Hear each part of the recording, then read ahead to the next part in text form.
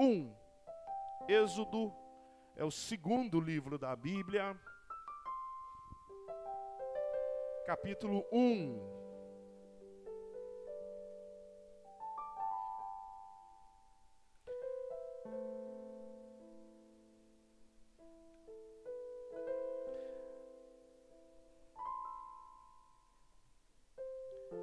Desde muito tempo eu venho nas minhas devocionais compartilhando com a igreja que Deus tem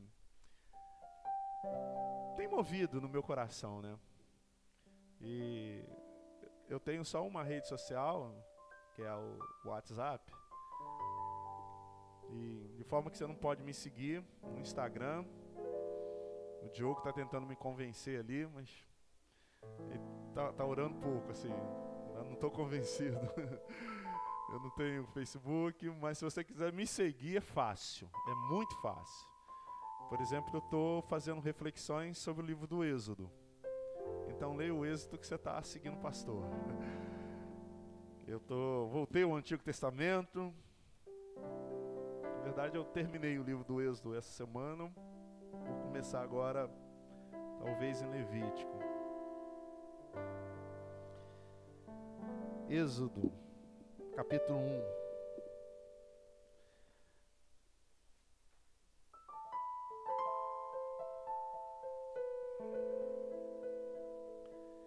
São estes os nomes dos filhos de Israel que entraram com Jacó no Egito.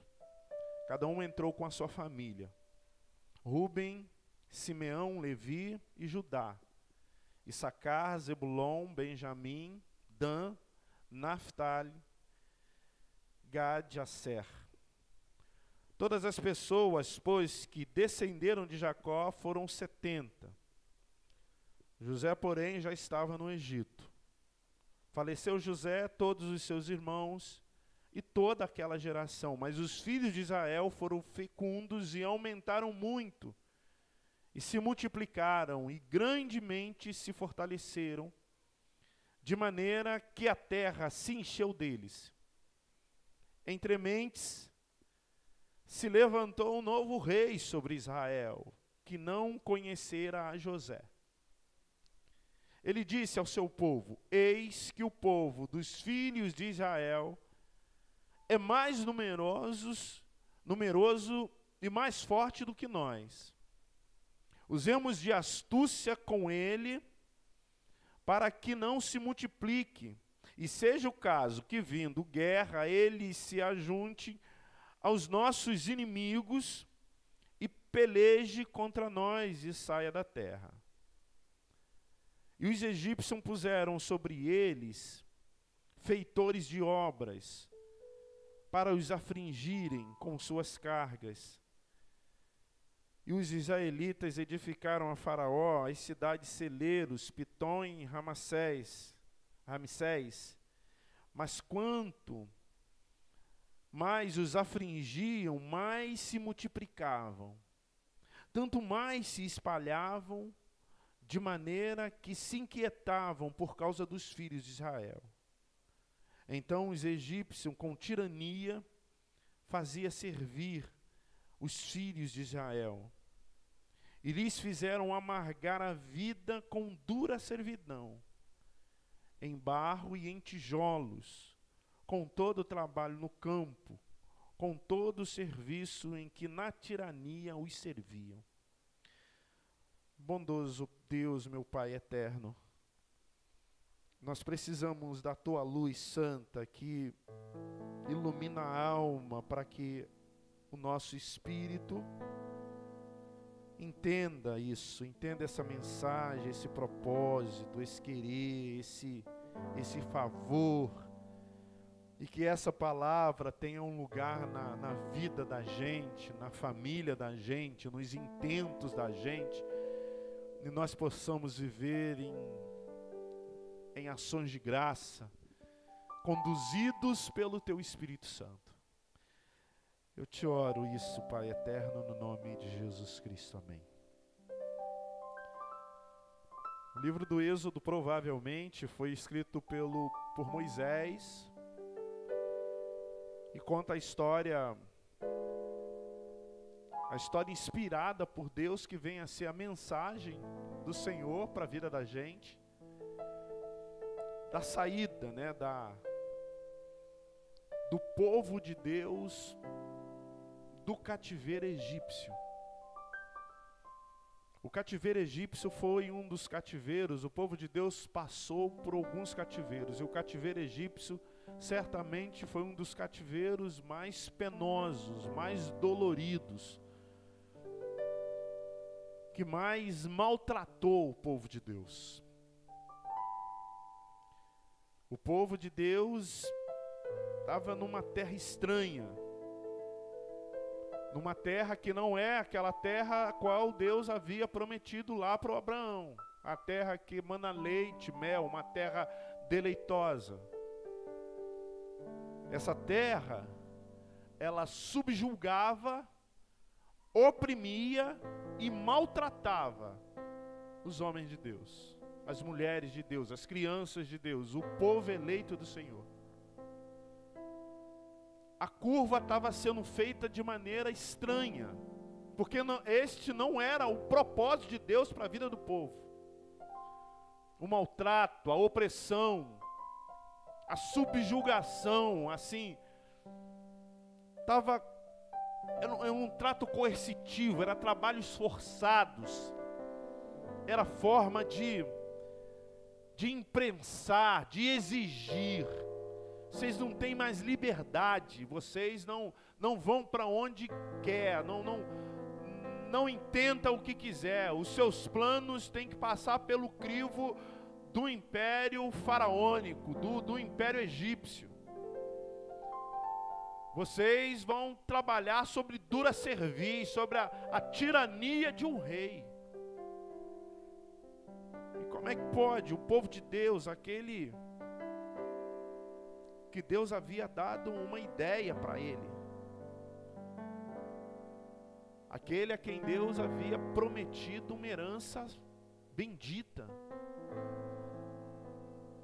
No Êxodo, o Senhor demonstra um modelo, a forma, a maneira de que não era para se viver e de como se deveria de fato viver. Talvez você que esteja aqui nessa noite, ou aí em casa, ou em qualquer lugar, ou em qualquer momento que você esteja prestando atenção, ouvindo ou vendo essa mensagem, esteja passando por momentos como o povo de Deus estava passando, momentos de subjugação, momentos de maltratos, momentos de opressão na vida, sabe?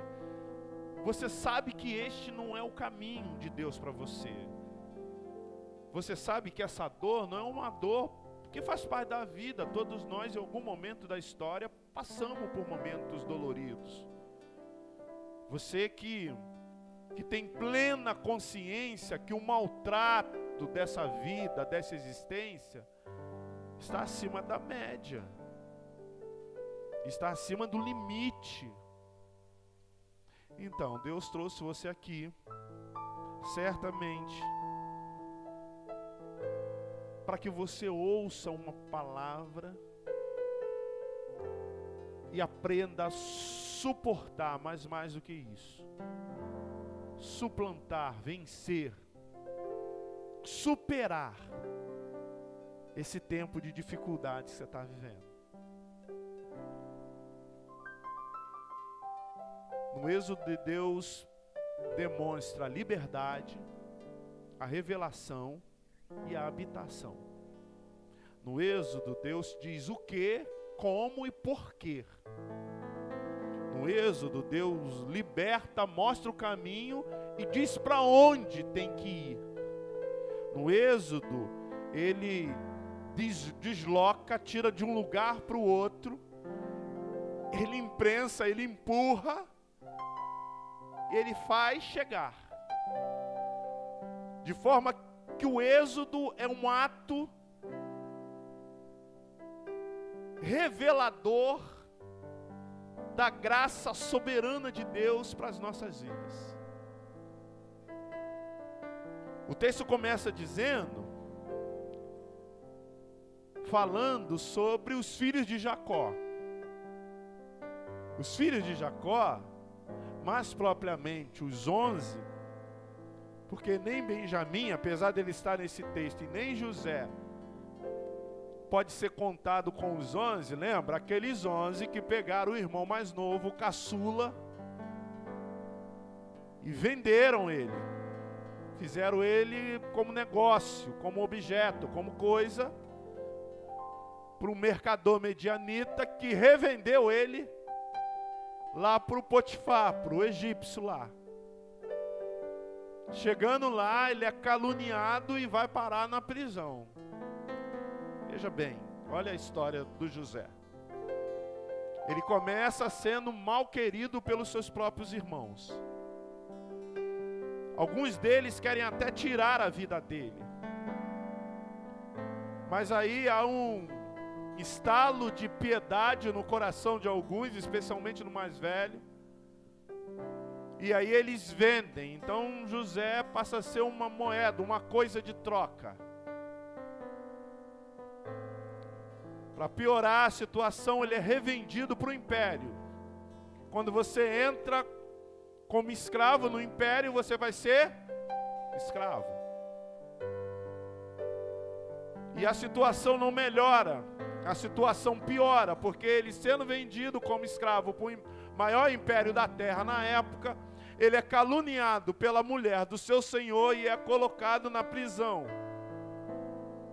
E na prisão, ele está esperando o tempo da sua morte. Há um decreto para a morte dele. Mas aí, depois disso tudo, a maioria de nós que estamos aqui nessa noite perderíamos toda e qualquer esperança da vida. E talvez tivéssemos dúvida no coração do pelejar, do amor, do favor, do poder de Deus por nós. Mas José permanece firme na presença do Senhor. E aí o mover soberano de Deus começa a ser mais nítido. Deus concede poderes por meio de dons a José, de forma que José, no final da história, quase todos vocês conhecem, José se torna o segundo homem mais poderoso daquela terra poderosa. E aí o tempo passa, ele acolhe a sua família, acolhe o seu pai, o Jacó, que nessa altura já era Israel, os seus 11, agora 12 irmãos, junto com Benjamim, que era o irmão mais novo, que nasceu depois de que ele estava lá no exílio do Egito. E a prosperidade do Egito faz efeito na vida do povo de Deus, dos irmãos de José. Mas o tempo passa, como vai passar para todos os nós que estamos aqui nessa noite, e todos vão para o céu. Todos morrem, Jacó, seus filhos, inclusive José. Mas o povo de Deus permanece no Egito. O povo de Deus permanece vivendo lá naquela terra estranha. Mas aí começa a acontecer uma coisa. Eles começam a crescer. Eles começam a prosperar. Eles começam a se multiplicar, eles começam a se fortalecer, ao ponto do faraó, que não havia conhecido, não tinha muito conhecimento do quanto José, do quanto aquele hebreu dos filhos de Deus tinha sido importante lá para o Egito, porque o José faz uma revelação para o faraó, dizendo que haveria de ter um grande tempo de fome e que nesse tempo de bonança o Egito deveria poupar. O faraó ouve a revelação do José, e aí no tempo da escassez o Egito é o grande império, não só porque era grande, mas porque era o único que tinha alimento, era o único que fornecia alimento, sustento para toda a terra. E ele fala, olha, a gente está correndo um risco. Uma luz se acendeu no coração desse faraó que não conhecia a história do José. esse povo hebreu, eles estão crescendo demais. Eles estão se multiplicando aqui na terra, na nossa terra. Daqui a pouco, eles estão maiores do que nós. Na verdade, eles já são maiores do que nós. Aí, vindo o inimigo contra nós, eles vão se juntar a esse inimigo e vão nos derrotar. Vamos criar uma estratégia para poder minar o crescimento desse povo. Vamos dar duras serviços para ele. Vamos colocar ele sob trabalhos forçados. Vamos levar ele para a olaria lá, para construir tijolos. Vamos fazê-los trabalhar dia e noite. Vamos colocar capatazes para poder forçá-los, para poder castigá-los, para que eles possam não crescer. Mas uma coisa acontece. Eles começam a crescer mais ainda. Pensa aqui, meu irmão, traz para a sua memória, para o seu coração, para a sua alma agora. Os dias de dificuldade, os dias de desolação, os dias de situações das quais você perde o controle. Possivelmente, para aqueles que creem em Deus, são os dias em que Deus mais se manifesta na vida do seu povo. É por isso que eu comecei dizendo que essa palavra é para você que está passando por um momento difícil, por um momento de dificuldade, por um momento onde você não está entendendo o que está acontecendo.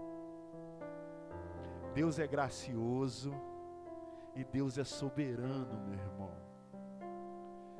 Ele te dá o que você não merece. E tudo que Ele nos concede é muito bom. Mesmo que nesse exato momento você não esteja compreendendo, ainda assim, a sua soberania, a soberania dEle está no controle da caminhada, da história da tua existência. Havia um processo. O povo continuava crescendo em terra estranha. O povo continuava crescendo em meio à dificuldade. Quanto mais eles eram assolados, quanto mais eles eram maltratados, quanto mais eles eram oprimidos, quanto mais eles eram subjugados, mais eles cresciam. A nossa igreja aqui, a IPM Praia, eu não tenho dúvida, meus irmãos, que nós estamos debaixo da graça soberana de Deus. A nossa igreja na pandemia, a gente nunca deixou de ser igreja, mesmo quando a gente não estava reunindo. Os irmãos dão uma generosidade absurda, assim. A gente recebeu esse ano 2020, 2021, não dá nem para dizer que o ano mudou, né? Porque ainda está tenso. Então, entre 2020 até agora, novembro de 2021, a gente recebeu mais membros na igreja de 2018, 2019. Ainda tem mais uma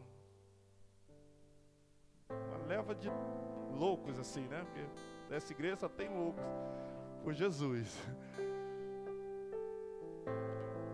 E Deus tem nos dado graça, porque no tempo da dificuldade, aqueles que creem em Deus crescem. Crescem, meus irmãos, não há. Mas é um processo, há um modelo apresentado por Deus, há uma forma. E é dessa forma, desse modelo, desse processo, que você tem que espreitar o teu coração. A primeira coisa, a primeira etapa desse processo, o primeiro passo é a liberdade. Deus chega para o povo e diz assim: olha, eu vou libertar vocês. Moisés vai ser o líder dessa libertação.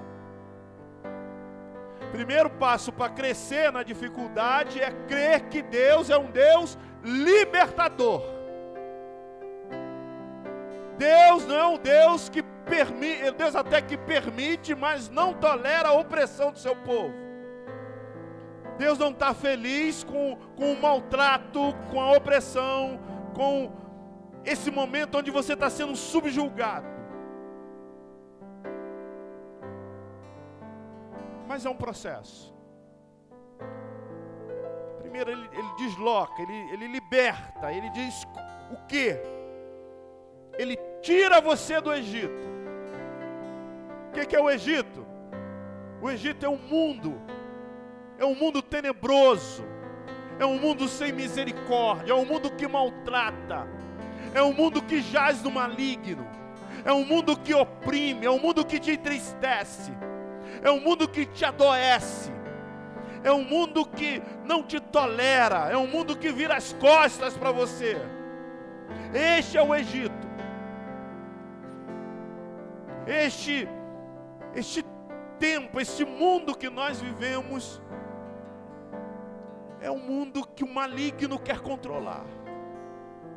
É um mundo da maldade, é um mundo da perversão, da perversidade. É um mundo que mata, que rouba e destrói. Aí ele te tira do Egito. Essa é a primeira etapa desse primeiro passo da liberdade. Mas vem a segunda etapa desse primeiro passo. Depois ele tira o mundo de você, o Egito de você. Muitos daqueles que saíram do Egito, no meio do caminho, sentiram saudades do Egito. E quando você sente saudades do Egito, e quando você age como se estivesse no Egito, e quando você tem sentimentos adocicados pelo mundo, você não consegue crescer na dificuldade. Todas as vezes que o povo sentia, lá eu tinha comida, lá eu tinha carne para comer, aí o povo estava mais uma volta no deserto. Deus tirou você do mundo, Deus tirou-nos do Egito, meus irmãos. Mas nós precisamos santificar a nossa vida todos os dias, para que o mundo saia de nós. Para que as nossas palavras não sejam as palavras de outrora. Aquele que roubava não rouba mais, aquele que adulterava não adultera mais, aqueles que faziam coisas erradas procuram viver pelo caminho reto. Porque esse povo que foi tirado do Egito é o povo que se chama pelo nome de Deus. E o povo que se chama pelo nome de Deus se converte dos seus maus caminhos, se arrepende dos seus pecados. O povo que se chama pelo meu nome se humilha, se desvia. O povo que se chama pelo nome de Deus é este povo bem-aventurado, que não anda segundo os conselhos dos ímpios, não se detém no caminho dos pecadores e nem se assenta na roda dos escarnecedores. Esse povo que foi tirado do Egito, ele tem prazer, mas prazer na palavra, na lei, nos desígnios, na direção de Deus para a vida. Esses somos nós, é você. As nossas palavras, os nossos pensamentos, os nossos intentos, os nossos projetos, o objetivo da nossa história tem que glorificar, exaltar e bendizer o nome do nosso Senhor. Nós já saímos do Egito, meus irmãos. Você não vai ficar, não vai conseguir viver no mundo de Deus com os sentimentos do Egito, com palavras egípcias, com atitudes egípcias. O mundo não faz mais parte da tua história. Não dá. O Pedro, quando ele diz, olha, eu não conheci Jesus, eu não andei com eles, eu não faço parte da vida deles. A mulher diz assim, como não? Olha como que você fala, olha como que você veste. A segunda parte é a revelação. A revelação é a forma que Deus torna o invisível visível. E por onde nós caminhamos a partir da revelação? A partir da palavra de Deus. O crescimento vem quando você sai do oculto e vem para aquilo que é revelado. E Deus fala: eu vou revelar como é que vocês vão sair do Egito. Eu vou mostrar para vocês o caminho. Eu vou mostrar para vocês a direção. Eu vou mostrar para vocês como que isso vai proceder. Não são pelos seus passos, não é pelos seus costumes ou pelas suas estratégias. É pelo meu querer. É a revelação vinda dos céus, dos meus lábios para a tua vida. É por isso que você tem que se deleitar na minha palavra. É por isso que você tem que ouvir a minha palavra. É por isso que você tem que ouvir a minha voz, para você fazer e viver tudo aquilo que eu designei para você. Não é um bebelô a Bíblia é a regra para a existência. E o terceiro passo é a habitação. A libertação, a revelação e a habitação. Vocês vão para o lugar que eu vou mostrar para vocês. Que lugar é esse? Não, vocês não precisam saber, só precisam saber que eu vou mostrar. Para que vocês possam viver. Naquele povo era a terra de Canaã. Mas o que é Canaã? Canaã é a presença de Deus. Canaã é a Canaã celestial, é o céu. É para lá que eu quero que vocês vão. É lá que eu quero que vocês fiquem. É lá que eu quero que vocês vivam. Vocês vão estar no lugar que eu estiver. E eu vos mostrarei o lugar. Para que onde eu estiver, vocês também possam estar. Porque na minha presença, vocês estão protegidos. Vocês estão guardados. Nunca mais vocês vão para o cativeiro. Nunca mais vocês vão habitar em terra estranha. Nunca mais vocês vão viver sob duras cerviz. Nunca mais vocês serão oprimidos, maltratados, subjulgados. Nunca mais. É por isso que mesmo diante de todo aquele assolo, diante de toda a dificuldade, diante de toda a problemática que aquele povo vivia, eles cresciam. Você, meu irmão e minha irmã, não importa em qual dificuldade, em qual situação você está, você vai crescer. Sabe por que você vai crescer? Porque Deus é soberano e gracioso sobre a sua vida. Porque Ele preditou isso para a existência do seu povo, da sua igreja. Você vai crescer. Você crê nisso? Você pode repetir assim: eu vou crescer em nome de Jesus. Não importa a dificuldade. Naquele sofrimento, naquele momento, o povo se fortalece.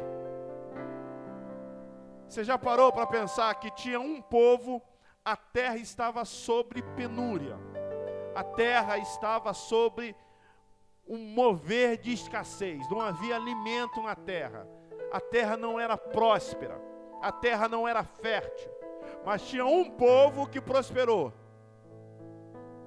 Eu sei que passou no seu coração que é o povo de Deus. Não, não era o povo de Deus, os egípcios. O Egito prosperou no tempo da escassez. Estou falando lá de José, lembra? O povo hebreu foi para o Egito para não morrer de fome. E por que é que os egípcios, um povo pagão, um povo que não adorava a Deus, prospera no dia de dificuldade? Sabe por quê? Eles creram na palavra de Deus. Eles creram na profecia. Você está lembrado de José? Olha, vai ter um tempo de vacas magras e um tempo de vacas gordas.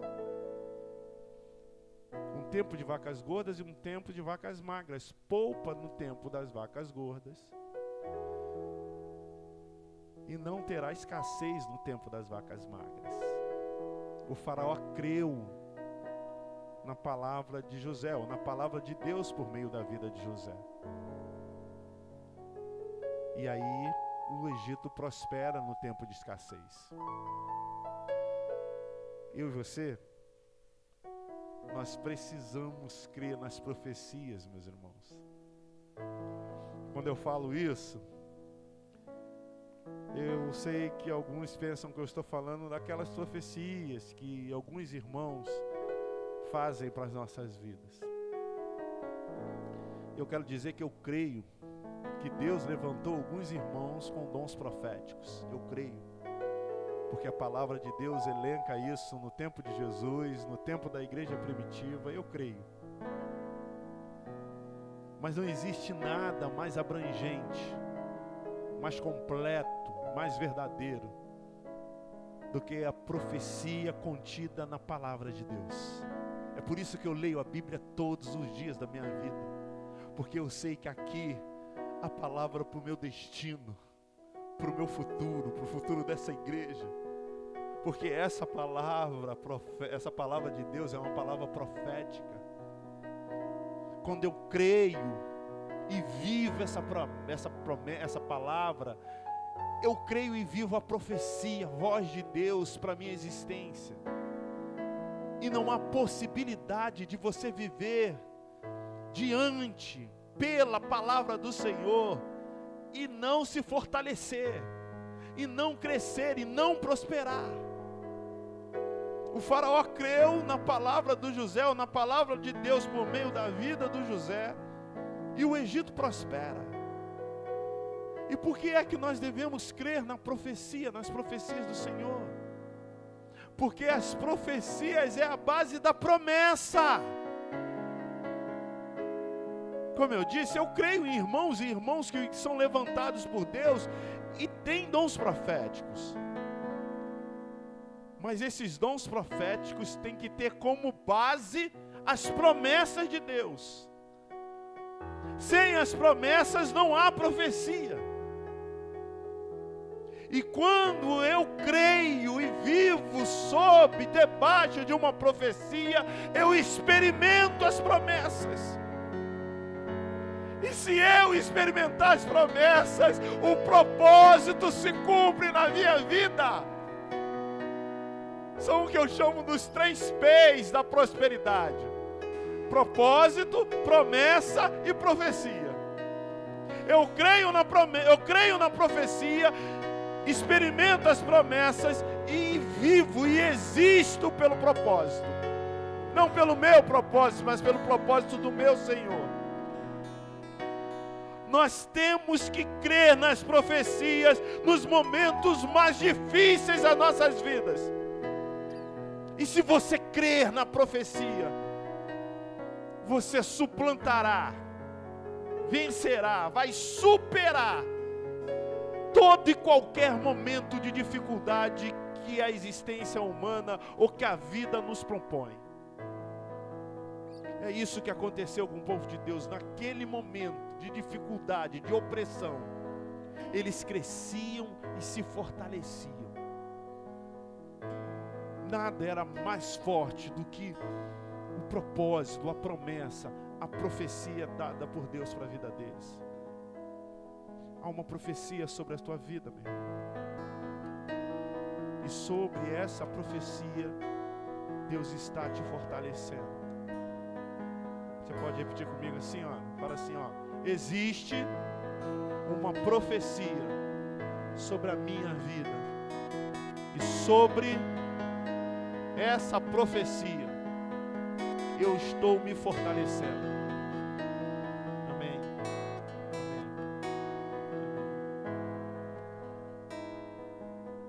Que você feche seus olhinhos. Vem cá ver. Para você ser ministrado nesse instante. Para você ser tocado pelo Senhor na sua vida. Você que está passando por momentos não tão bons, que você julga ser difíceis, como o povo de Deus estava passando, oprimido numa terra estranha. aparentemente distante da promessa de Deus. Mas Deus tem um propósito, uma promessa, e você é regado, você está debaixo de um ato profético. Não é meu, não é dessa igreja, é do Senhor. Então eu vou convidar você a fechar os seus olhos, abrir o teu coração e permitir que Deus continue falando a tua alma.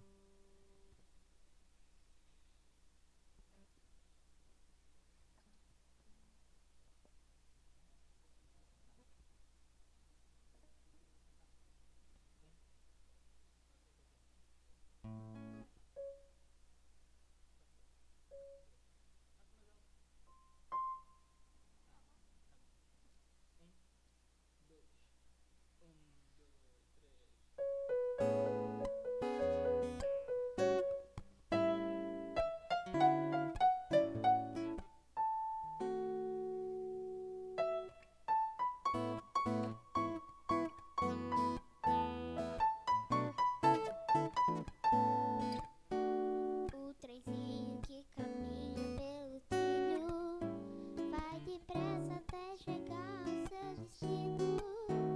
Cruza os montes, cruza os vales e campinas. Sem o trilho sabe que não chegará. Semelhante é a vida do cristão que tem a palavra no seu coração. Ela é o guia para o seu caminho, como o trilho também é para o trenzinho. É preciso na palavra meditar e também nas promessas crer. Para o que Jesus ensinou, podemos viver. O trenzinho que caminha pelo trilho Vai depressa até chegar ao seu destino. Cruza os montes, montes, cruza os vales e campinas. Sem o trilho sabe que não chegará. Semelhante é a vida do cristão que tem a palavra no seu coração. Ela é o guia para o seu caminho, como o trilho também é para o trenzinho.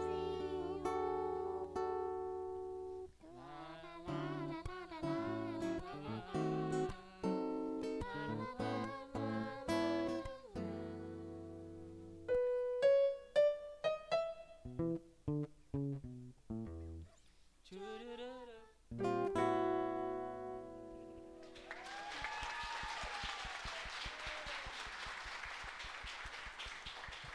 Amém. Vamos ficar em pé, meus irmãos. Bota a letra aí de novo, né? Tem um refrão ali que... Vai. Vai mais. Aí. É preciso meditar na palavra e também nas promessas, crer. Para o que Jesus ensinou, podermos viver. É isso. É isso. A gente não vive pelo que nós vemos. Nós vivemos pelo que nós cremos. Feche os seus olhinhos aí, no nome de Jesus. E eu quero dizer para o seu seguinte: Bernardo vai estar orando agora. E no momento que o Bernardo estiver orando, eu quero você, pastor, eu estou há algum tempo mesmo tentando entender isso. Deixa eu te falar uma coisa. Você não vai entender se você não se propuser a viver. E quando ele estiver orando, se você sentir o desejo, eu vou convidar você a vir aqui à frente. Eu vou aqui juntinho com você orar também. É preciso na palavra meditar e também nas promessas crer. Para o que Jesus ensinou, você poder viver. Você vai orar? Ora? Tá ligado? Senhor, Senhor Deus, muito obrigado por mais uma noite estarmos aqui com você, com a sua palavra. Por favor, abençoe todo mundo que está aqui. Abençoe o pastor, todas as famílias. Abençoe todo mundo que adora você, Deus. Porque você é glorioso, ótimo, incrível. Por favor, abençoe as pessoas que fazem o seu bem. Perdoa o pecado das pessoas. Em nome de Jesus, amém. Amém. Se você sentiu a presença de Deus, enquanto o Ministério de Louvor vai cantar uma música, vem aqui, rapidinho, que eu quero orar por você. Vem rapidinho assim. Deus está falando com você nessa noite. Deus está falando com a sua vida agora. É só para você testificar esse favor de Deus sobre você. Vem cá, em nome de Jesus. Em nome de Jesus. De maneira bem simples assim. Poxa, Deus eu estava assim, aflito e procurando uma resposta para a saída. Hoje o Senhor falou comigo. Então, se Ele falou no seu coração, vem cá, no nome de Jesus. Pode vir, vem sem medo, sem receio, sem nenhum constrangimento, porque você está na presença de Deus. É Ele que te chama.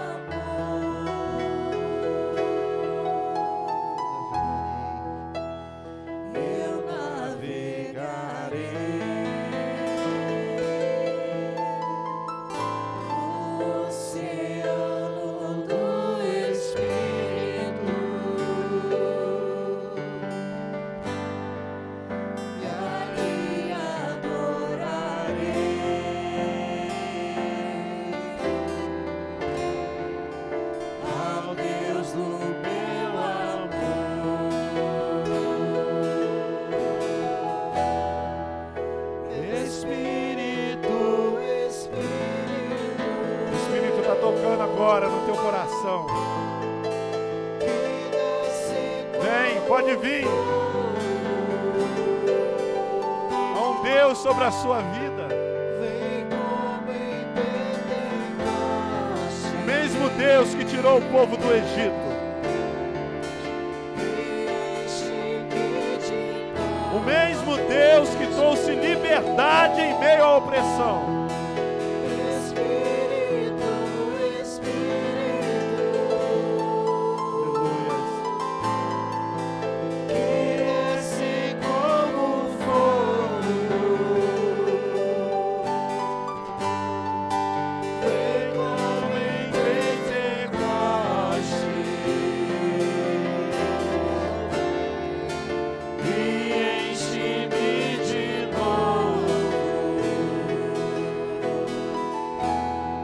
O coração desses irmãos, meu Deus, em nome de Jesus, Pai. Move sobre a vida dela, move com graça e misericórdia, por favor, Deus, com bondade eterna, em nome de Jesus Cristo, Deus. Renove cada vida, cada irmão, cada irmã, Deus. Renove com o teu Espírito, Pai. Encha-nos, ó Deus. Encha-nos, Senhor. Enche esse povo com a tua presença, Pai. Em nome de Jesus Cristo. Quebre os laços de opressão. Quebre os laços de maltratos. Quebre, Senhor Deus, a coerção do espírito maldito e derrame, Santo Espírito, o teu favor santo eterno sobre essas vidas. No nome de Jesus. No nome de Jesus. No nome de Jesus.